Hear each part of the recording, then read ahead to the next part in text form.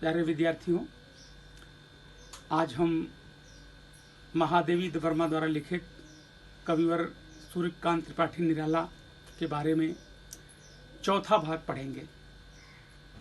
जैसा कि आपने तीनों भागों में देखा, उनके अलग अलग जीवन के हिस्से को बताया गया है।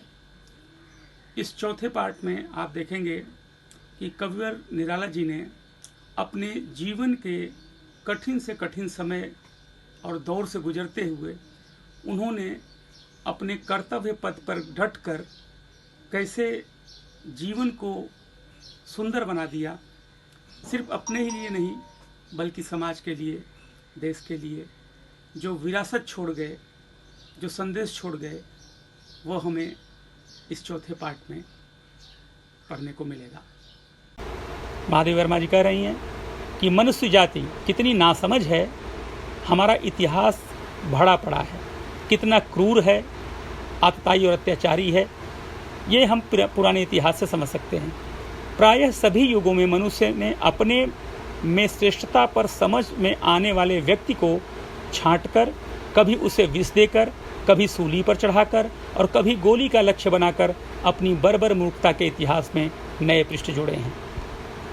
यहाँ ये कहना चाहती हैं कि व्यक्ति ईर्ष्या के चलते जब वो देखता है कि उसका प्रतिस्पर्धी उससे आगे निकल रहा है तो उसे समाप्त करने, उसे मार डालने का प्रयास करता है। जैसे अरस्तु के साथ कभी हुआ, जैसे तमाम दार्शनिकों के साथ हुआ, ईसा मसीह के साथ हुआ, बहुत लोगों के साथ हुआ कि जब व्यक्ति अलग हट करके कुछ सोचता है और जहाँ दूसरा व्यक्ति ये सोचता है कि यह तो हमारे रास्ते में रोड़ा है, वह षड्यंत्र रच करके और ऐसे लोगों के साथ गलत बर्ताव भी करता है। प्रकृति और चेतना न जाने कितने निष्फल प्रयोगों के उपरांत ऐसे मनुष्य का सृजन कर पाती है जो अपनी सृष्टाओं से श्रेष्ठ हो, पर उनकी सजाती ऐसे अद्भुत सृजन को नष्ट करने के लिए इससे बड़ा कारण खोजने की भी आवश्यकता नहीं समझते कि वह उनकी समझ के परे है अथवा उसका सत्य इनकी भ्रांतियों से मेल नहीं खाता। जब इतिहास लिखा जाने वाला होता है तो समाज में कोई ऐसा व्यक्ति आता है जो औरों से अलग और हट कर दिखता है। समाज में जो लोग उसे समझ नहीं पाते हैं उसे अपना शत्रु मान लेते हैं और उसके लिए तमाम प्रकार के रोड़े और कांटे बिछाने का प्रयास करते हैं। मनुष्य का यही इतिहास रहा है जो अपने ही पालकों को, अपने ही निर्माणकर्ताओं को वो अपने विध्वंस से उनको नष्ट करने का प्रयास करता है। आज हजारों उदाहरण आपको मिलेंगे। तमाम ऐसी संतानें हैं जो अपने माता पिता को वृद्धावस्था में छोड़ करके कहीं चली जाती हैं, जिन्होंने उनका सृजन किया, जो बचपन में उन्हें जीवित रहने का संदेश दिए, जिनके सुख दुख के साथ उन्होंने अपना जीवन जिया। ऐसे लोगों के साथ भी उनकी ही संतानें बर्बरता का कार्य करती हैं।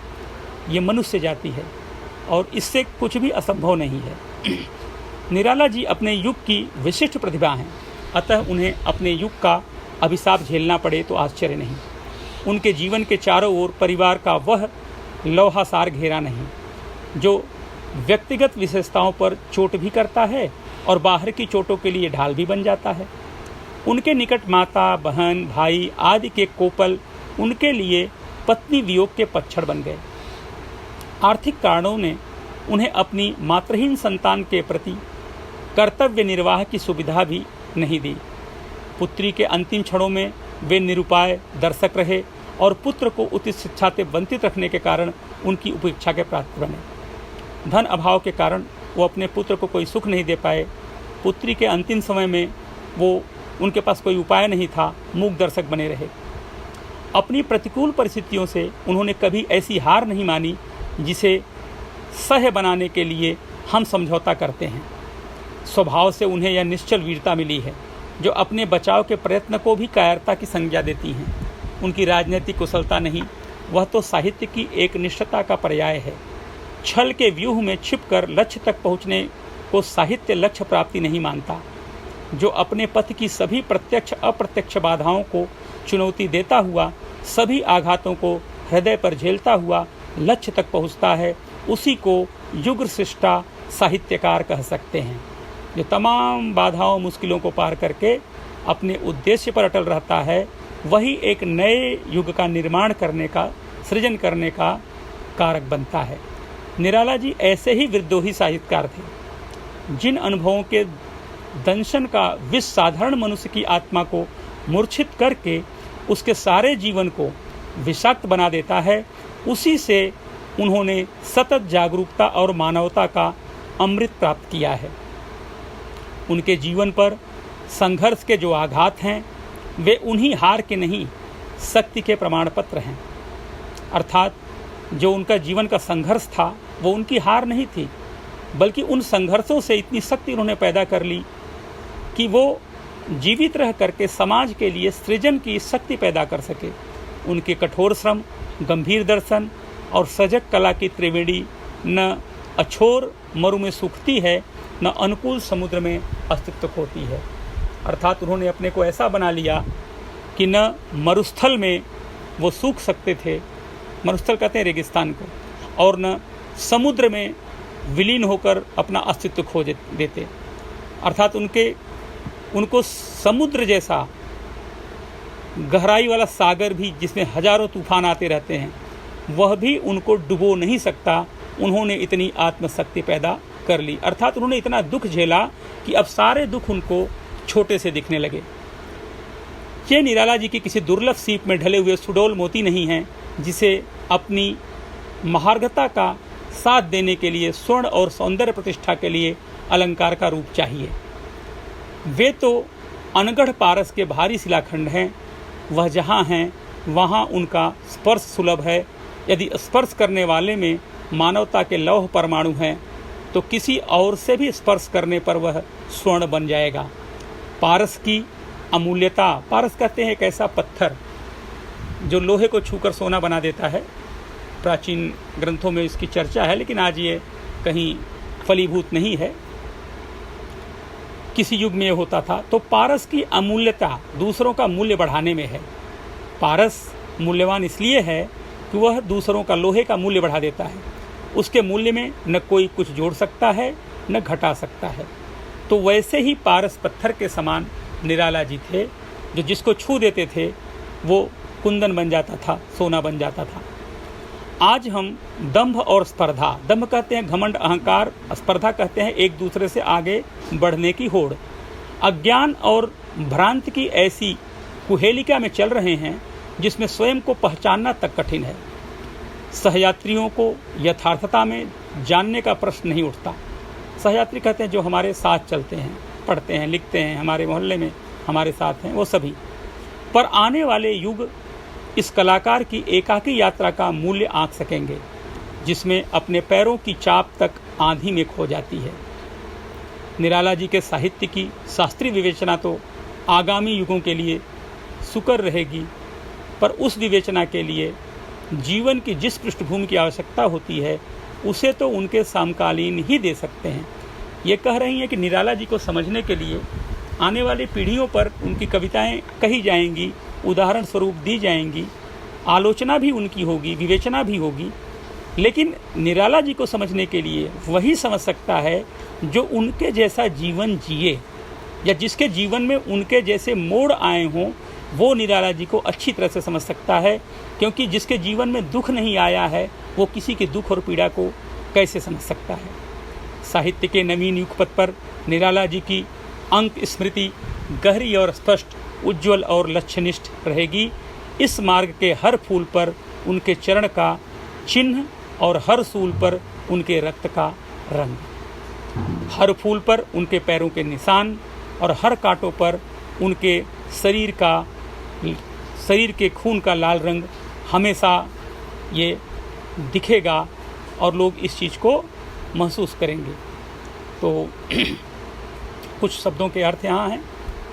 भुक्खड़ अर्थात जिसके पास कुछ न हो, औघड़दानी अत्यंत उदारता पूर्वक दान करने वाला, अक्षुण अगंटित लौहसार लोहे का कटघरा, अछोर जिसका कोई छोर न हो, महार बहुमूल्य कुहेलिका, कोहरा या धुंध, नापित नाई, मधुकरी भोजन की भिक्षा, जो भिक्षा में भोजन मिलता है उसको मधुकरी कहते हैं, डील डोल, कद सा काठी, कोपल नई पत्ती, अनुकूल बिना किनारे वाला, अकुल बिना किराने वाला, अनगढ़ जिसे व्यवस्थित गढ़ा न गया हो, संस्कृति संसार या सृष्टि, जिसे हम निसर्ग भी कहते हैं। तो स्वाध्याय में आ जाएं। यहाँ पर आकलन के लिए प्रश्न दिए हुए हैं। लेखिका के पास रखे 300 रुपये इस प्रकार समाप्त हो गए। एक पैराग्राफ में इसका वर्णन है कि जो 300 रुपये रखे थे वो किसको किसको मांग कर उन्होंने दिया। आप इसको 4 वो घटनाएं जिनसे उनके पैसे खर्च हो गए लिखना है, एक एक लाइन का है। अतिथि की सुविधा हेतु निराला जी ये चीज़ें ले आए, जैसा कि उधर आपने पढ़ा, गंगा जल लेकर आए, कुछ बिस्तर बिछाया और सब घटनाएं हैं, छांट कर ये चारों लिख लीजिएगा। निम्न शब्दों के समानार्थी शब्द लिखिए। ये 4 शब्द दिए गए हैं, इनके समानार्थी शब्द लिखना है, सिमिलर वर्ड्स, ठीक है। पाठ पर आधारित लघु उत्तरीय प्रश्न, 2 प्रश्न ऐसे हैं। प्रश्न नंबर 4 आप देखेंगे, प्रश्न नंबर 3 और प्रश्न नंबर 4 ये आप जो है लिख लीजिएगा, इनका लिखने का प्रयास करिएगा। साहित्य संबंधी ज्ञान, निराला जी का मूल नाम आप उसमें लिख दीजिएगा, दिया हुआ है। हाँ, उनका नाम था पंडित सूर्यकांत त्रिपाठी निराला, ये पूरा नाम था। हिंदी के कुछ आलोचकों द्वारा महादेवी वर्मा को दी गई उपाधि, आप ये लेसन पढ़ेंगे उसमें मिलेगा आपको। रस का हिस्सा हमने कल पढ़ा है, बताया है सबको, लेकिन अब ये जो है मैं एक वीडियो में पूरे रस का एक वीडियो बनाऊंगा और आपको दे दूंगा, आप उसे उस वीडियो को देख करके समझ सकते हैं। जो कविता मैंने कल पढ़ाई थी और जो लोकगीत मैंने पढ़ाया था उसके पहले जो बच्चे छूट गए हैं, उसका भी मैं एक वीडियो बना करके व्हाट्सएप के माध्यम से आप लोगों को दे दूंगा और सूचित कर दूंगा। आप जो है उसे अपने वीडियो पर देख लीजिएगा, जो व्हाट्सएप है उस पर आप देख लीजिएगा। तो दूसरा लेसन यहाँ समाप्त हुआ। इस लेसन को एक बार फिर से आप दोहरा लीजिएगा और इसे समझने का प्रयास करिए। इसमें निराला, पंडित सूर्यकांत त्रिपाठी निराला के बारे में महादेवी वर्मा ने उनके साथ जो अविस्मरणीय पल साझा किए हैं उसे आपको समझने की ज़रूरत है, और उससे आप उनकी व्यक्तित्व को, उनके कृतित्व को और उनकी पीड़ा और दुख और संघर्ष भरे जीवन को आप इसमें देख सकते हैं कि कभी ऐसे ही नहीं होता। कवि के बारे में कहा गया है, वियोगी होगा पहला कवि, आह से उपजा होगा गान, निकल कर होठों से चुपचाप वही होगी कविता अनजान। इस धरती पर पहला कवि जो हो रहा होगा निश्चित है दुखी और पीड़ित रहा होगा, वियोगी रहा होगा, अपनों से बिछड़ गया होगा, उसकी आंखों से आंसू बह गए होंगे और फिर उसने अनायास ही उसके होठों पर एक ताकत उभर आई और उसने कुछ कह दिया, कुछ लिख दिया और गा दिया, बोल दिया, वह अमर कृति हो गई। तो बिना दुख और पीड़ा के काव्य का सृजन नहीं होता, और दुख पीड़ा संघर्षों से लड़ने की ताकत हमारे भीतर हम स्वयं पैदा कर लेते हैं और उसके हिसाब से हमारा जीवन आगे चल पड़ता है। तो दुख से कभी घबराना नहीं चाहिए, कष्ट से कभी हमें मुख नहीं मोड़ना चाहिए, यह हमारे जीवन का हिस्सा है। हम चाहे कितने अमीर हो जाएं और चाहे कितने गरीब क्यों न हो, चाहे मध्यम वर्ग में क्यों न हो, इन सबके जीवन में दुख का बराबर की हिस्सेदारी है। सबका दुख अपनी अपनी तरह का अलग और निराला होता है। बगैर दुख के भीतर न धैर्य उत्पन्न होता है, न साहस उत्पन्न होता है।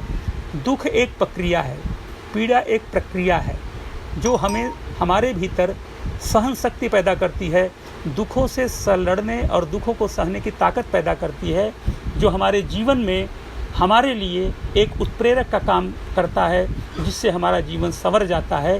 इसलिए दुखों से घबराना नहीं चाहिए। इतने बड़े महान कवि का जीवन आपने देखा जिसका अपना कुछ नहीं था, और जो उसके पास कुछ अपना आया भी तो वह लोगों का हो गया।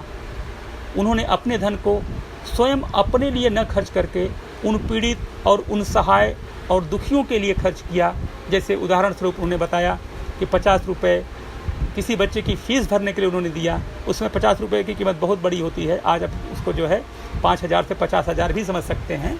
तो इस तरह से उनके अंदर जो लोगों के मदद की भावना थी, लोगों की सेवा की भावना थी, उसलिए वो आज याद किए जाते हैं। नहीं तो लाखों गरीब इस धरती से विदा हो जाते हैं, किसी को कौन याद करता है।